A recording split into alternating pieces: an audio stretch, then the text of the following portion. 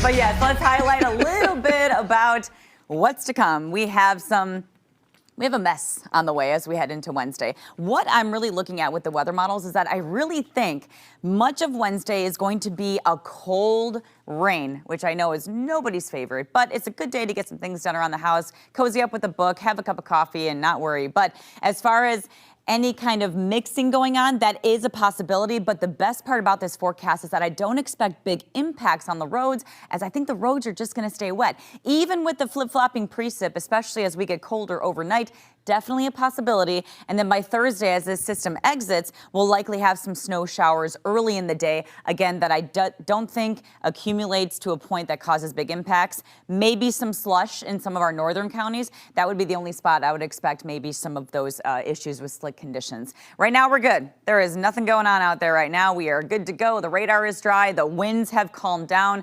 Thank goodness, because they were very breezy yesterday, and it just kind of made that wind just bite right into your skin. 21 degrees right now. I'm covering up the best part of the sunrise right there. There you go. Beautiful sunrise this morning in Sheboygan. Temperature right now near 21 degrees, and a live look in Brookfield as we have temperatures right now near 18 degrees with wind chill values right now that are in some spots single digits. Northwesterly winds are kicking in, and there's that single digit wind chill in Waukesha. Feels like 16 degrees right now in Milwaukee. So your what to wear forecast, that is what you want. You want the big, heavier coat this morning. The afternoon, a little breezy at times, but not windy. Highs today near 40, and we stay sunny. All right, now let's talk about this midweek system. What I think is going to be happening here is that we have two systems that I don't think properly phase together. And you can impress your friends when you tell them, do you guys know what phasing is? It means they combine. And I don't think they do. I think that this one up here kind of pushes this guy further south. So that's going to keep us kind of in a rain zone at this point.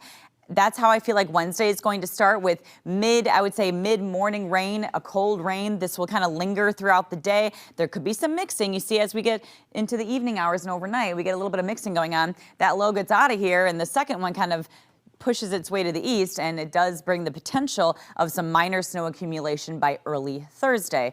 I do want to show you that 7-day. That does highlight, again, me breaking this down for you hour by hour.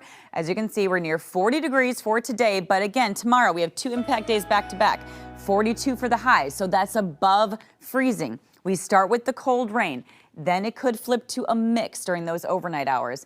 Then we could see some early snow showers. As far as impacts go, Thursday morning I would say would be the bigger impact, but I really do think that the roads are going to just stay wet at this time. And look at that temperature. 35 overnight, then 42 later. So there is a lot of opportunity for us to stay on the warmer side of this. Friday, 47, then 52. You see where we're going here? Yes, we are going up, guys. Thank goodness. Temperature is topping out almost near 60 degrees on Sunday, and I am tracking our next system that I think is going to hold off until Sunday night going into Monday morning, but a southwest wind returns on Monday that could bring us mid-60s.